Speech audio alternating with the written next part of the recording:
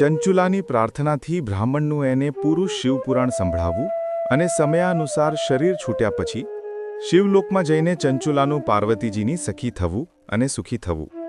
બ્રાહ્મણ બોલ્યો, નારી, સૌભાગ્યની વાત છે કે ભગવાન શંકરની કૃપાથી શિવપુરાણની આ વૈરાગ્યયુક્ત કથા સંભળાઈને તને સમયસર ચેતવણી મળી. બ્રાહ્મણ પત્ની, તું ડર નહીં, ભગવાન શિવના ચરણ શરણમાં જા. ભગવાન શિવની કૃપાથી બધા પાપ તત્કાળ નષ્ટ થઈ જાય છે.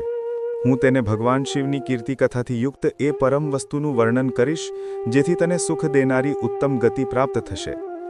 શિવની ઉત્તમ કથા શ્રવણ માત્રથી જ તારી બુદ્ધિ એવી રીતે પશ્ચાતાપથી તપ્ત થઈને શુદ્ધ થઈ ગઈ છે.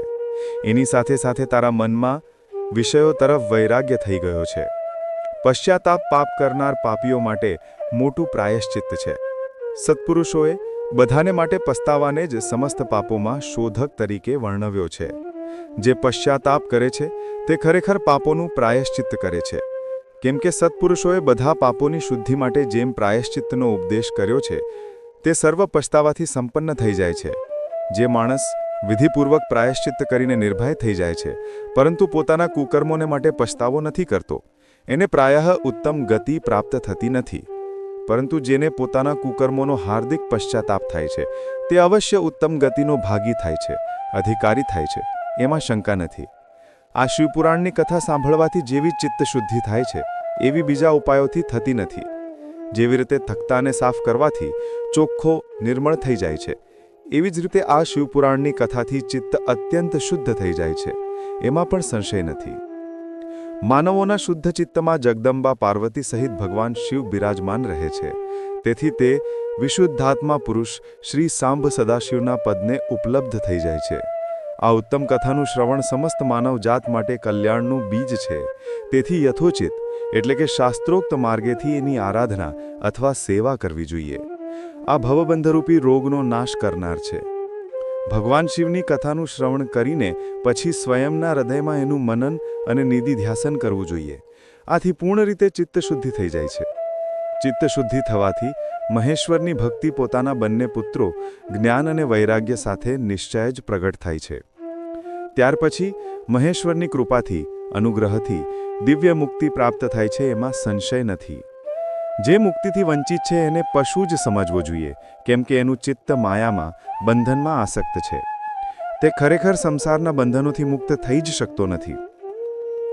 બ્રાહ્મણ પત્ની, માટે તું તારા મનને વિષયોમાંથી ખેંચી ખસેડી લે અને ભક્તિભાવથી ભગવાન શંકરની આ પરમ પાવન કથાનું શ્રવણ કર. પરમાત્મા શંકરની આ કથાનું શ્રવણ કરવાથી તારા ચિત્તની શુદ્ધિ થશે અને આનાથી જ તને મોક્ષની પ્રાપ્તિ થઈ જશે. જે નિર્મળ ચિત્તથી ભગવાન શિવના ચરણારવિંદોનું ચિંતન કરે છે એની એક જ જન્મમાં મુક્તિ થઈ જાય છે. આ હું તને તદ્દન સત્ય જ કહું છું. સૂતજી કહે છે, શૌનક, આટલું કહીને તે શ્રેષ્ઠ શિવભક્ત બ્રાહ્મણ ચૂપ થઈ ગયો. એનું હૃદય કરુણા દયાથી આર્દ્ર ભીનું થઈ ગયું. તે સિદ્ધચિત્ત મહાત્મા ભગવાન શિવના ધ્યાનમાં મગ્ન થઈ ગયા. ત્યાર પછી બિંદુક બ્રાહ્મણની પત્ની ચંચુલા મનમાં ને મનમાં પ્રસન્ન થઈ ગઈ. બ્રાહ્મણનો ઉક્ત ઉપદેશ સાંભળીને એના નેત્રોમાં આનંદ અશ્રુ છલકાઈ આવ્યા. તે બ્રાહ્મણ પત્ની ચંચુલા હર્ષભેર હૃદયપૂર્વક તે શ્રેષ્ઠ બ્રાહ્મણના બંને પગમાં પડી અને હાથ જોડીને બોલી, હું કૃતાર્થ થઈ ગઈ છું. ત્યાર પછી ઉઠીને વૈરાગ્યયુક્ત ઉત્તમ બુદ્ધિવાળી તે સ્ત્રી જે પોતાના પાપને કારણે ભયભીત હતી ને શિવભક્ત બ્રાહ્મણને હાથ જોડીને ગદગદ વાણીમાં બોલવા લાગી. ચંચુલા બોલવા લાગી, બ્રાહ્મણ, શિવભક્તોમાં શ્રેષ્ઠ સ્વામિન, આપ ધન્ય છો, પરમાર્થદર્શી છો અને સદા પરોપકારમાં લાગ્યા રહો છો. તેથી શ્રેષ્ઠ સાધુ પુરુષોમાં પ્રશંસાને યોગ્ય છો. સાધુ, હું નરકના સમુદ્રમાં પડી રહી છું, આપ મારો ઉદ્ધાર કરો, ઉદ્ધાર કરો. પૌરાણિક અર્થતત્વથી સભર જે સુંદર શિવપુરાણની કથાને સાંભળીને મારા મનમાં સંપૂર્ણ વિષયો પ્રત્યે વૈરાગ્ય ઉત્પન્ન થયો ગયો. એ જ આ શિવપુરાણ સાંભળવા આ સમયે મારા મનમાં બહુ શ્રદ્ધા પ્રગટ રહી છે. સૂતજી કહે છે, આવું કહીને હાથ જોડીને બ્રાહ્મણ દેવતાનો અનુગ્રહ પ્રાપ્ત કરીને ચંચુલાએ એ શિવપુરાણની કથાનું શ્રવણ કરવાની ઈચ્છા મનમાં રાખીને તે બ્રાહ્મણ દેવતાની સેવામાં તત્પર થઈને ત્યાં જ રહેવા લાગી.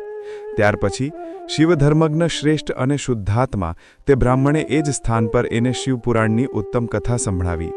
આ રીતે તે ગોકર્ણ નામના મહાક્ષેત્રમાં તે જ શ્રેષ્ઠ બ્રાહ્મણ પાસે તેણે શિવપુરાણની પરમ ઉત્તમ કથા સાંભળી. આ કથા ભક્તિ, જ્ઞાન અને વૈરાગ્યને વધારનારી તથા મુક્તિ અપાવનારી છે. એ પરમ ઉત્તમ કથાનું શ્રવણ કરીને તે બ્રાહ્મણ પત્ની ચંચુલા અત્યંત કૃતાર્થ થઈ ગઈ. એનું ચિત્ત શીઘ્ર જ શુદ્ધ થઈ ગયું. પછી ભગવાન શિવના અનુગ્રહથી એના હૃદયમાં શિવના સગુણ રૂપનું ચિંતન થવા લાગ્યું. આ રીતે એણે ભગવાન શિવમાં નિરંતર રચનારી ઉત્તમ બુદ્ધિ મેળવીને શિવનું સચ્ચિદાનંદમય સ્વરૂપનું વારંવાર ચિંતન આરંભ કર્યું. સમયાનુસારે ભક્તિ, જ્ઞાન અને વૈરાગ્યયુક્ત થયેલી ચંચુલાએ કોઈપણ પ્રકારના કષ્ટ વિના શરીરનો ત્યાગ કર્યો. એટલામાં જ ત્રિપુરશત્રુ ભગવાન શિવનું મોકલેલું એક દિવ્ય વિમાન ઝડપી ગતિથી ત્યાં પહોંચ્યું. એ વિમાનમાં શિવના અનેક ગણ બેઠેલા હતા અને વિમાન જાત જાતના શોભા સાધનોથી શણગારેલું હતું. ચંચુલાએ વિમાન પર બેઠી અને ભગવાન શિવના શ્રેષ્ઠ પાર્ષદોએ એને તત્કાળ શિવપુરીમાં પહોંચાડી દીધી. ચંચુલાના સઘળા અંતરમેલ ધોવાઈ ગયા હતા. એનું અંતઃકરણ અત્યંત શુદ્ધ બની ગયું હતું. એ દિવ્ય રૂપધારિણી દિવ્યાંગના હતી. એના દિવ્ય અંગો એની શોભામાં અનેક વૃદ્ધિ કરી રહ્યા હતા. માથે પર અર્ધચંદ્રનું મુગટ ધારણ કરેલો તે ગૌરાંગી દેવી શોભાશાળી દિવ્ય ઘરેણાથી વિભૂષિત હતી. શિવપુરીમાં પહોંચીને એણે સનાતન દેવતા ત્રિનેત્રધારી મહાદેવજીને જોયા, પ્રેમપૂર્વક દર્શન કર્યા.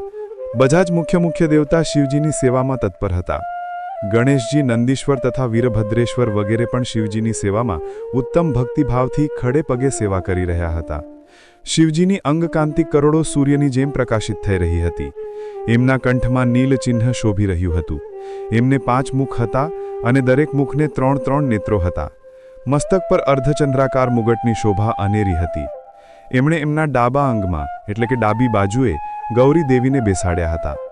ગૌરી દેવી વીજળીનો જાણે ઢગલો હોય એવી રીતે પ્રકાશી રહ્યા હતા. ગૌરીપતિ મહાદેવજીની કાંતિ કપૂરની જેમ ગૌર હતી. એમનું આખું શરીર શ્વેત ભસ્મથી લેપાયમાન હતું. શરીર પર શ્વેત વસ્ત્ર શોભી રહ્યું હતું. આ પ્રકારે પરમ ઉજ્જવળ ભગવાન શંકરના દર્શન કરીને તે બ્રાહ્મણ પત્ની ચંચુલા બહુ પ્રસન્ન થઈ ગઈ. અત્યંત પ્રીતિપૂર્વક એણે ખૂબ જ ઉતાવળે ભગવાન શંકરને વારંવાર પ્રણામ કરવા માંડ્યા. પછી હાથ જોડીને તે ખૂબ જ પ્રેમ, આનંદ અને સંતોષયુક્ત થઈને અત્યંત વિનીત ભાવથી ઊભી રહી. એના નેત્રોમાંથી આનંદ અશ્રુઓની અવિરલ ધારા વહેવા લાગી તથા સંપૂર્ણ શરીર રોમાંચિત થઈ ગયું. એ વખતે ભગવતી પાર્વતી અને ભગવાન શંકરે એને ખૂબ જ કરુણાપૂર્વક પોતાની પાસે બોલાવી અને સૌમ્ય દ્રષ્ટિથી એની તરફ જોયું. પાર્વતીજીએ તો દિવ્યરૂપ ધારણી બિંદુક પ્રિયા ચંચુલાને પ્રેમપૂર્વક પોતાની સખી બનાવી લીધી. તે પરમાનંદન જ્યોતિ સ્વરૂપ સનાતન ધામમાં અવિચલ નિવાસ પામીને દિવ્ય સૌખ્યતા પામીને અક્ષય સુખનો અનુભવ કરવા લાગી. શ્રી શિવપુરાણ મહાત્મ્ય અધ્યાય 4 પૂર્ણ.